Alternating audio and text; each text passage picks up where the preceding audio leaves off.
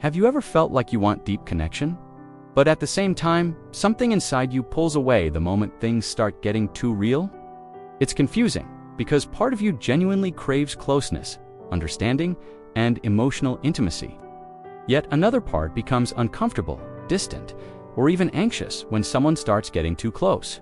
And you might not fully understand why this happens, why connection feels both safe and unsafe at the same time. Almost like you're stuck between wanting love and fearing it.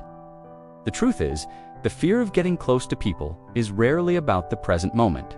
It's not just about the person in front of you or the relationship you're currently in.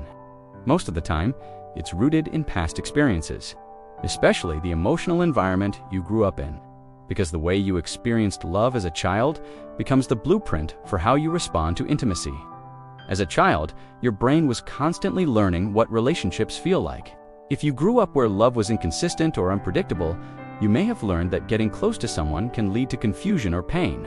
Maybe your emotions were ignored, your vulnerability not met with comfort, or you were hurt after trusting someone deeply. These moments may seem small now, but at the time, they shaped how safe or unsafe connection felt to you. Over time, your mind created a protective system. It learned that closeness equals risk and distance equals safety. So even if you want a deep relationship now, your subconscious is trying to protect you from experiencing that same pain again. This is why you might pull away, avoid emotional depth, or suddenly feel uncomfortable when vulnerability is required. It's not because you don't care, it's because a part of you is trying to keep you safe. This fear often shows up in subtle ways. You might overthink conversations or question whether someone truly cares about you. You may look for signs that things won't work out, preparing yourself for disappointment before it even happens. And sometimes, without realizing it, you create emotional distance by not opening up fully, holding back your true thoughts. Another common pattern is that you may feel drawn to emotionally unavailable people. Being with someone who is distant allows you to stay safe in a way. The relationship never reaches that level of deep emotional closeness. It protects you from vulnerability, even though it also leaves you feeling unfulfilled. Opening up means allowing someone to see your fears and your true self. If vulnerability led to pain before, it can feel dangerous. So you protect yourself by staying guarded, sharing only parts of yourself that feel safe and controlled. There is also a fear of losing yourself. When you get close to someone, they matter to you, and their actions affect your emotions. For someone who has experienced instability, this can feel overwhelming. You may worry about losing control over your emotions. Another layer is the fear of rejection. When you don't fully open up, you don't fully risk being rejected. So the mind chooses safety over connection, even if that safety comes with loneliness. But here's the truth. This fear is not a flaw in you.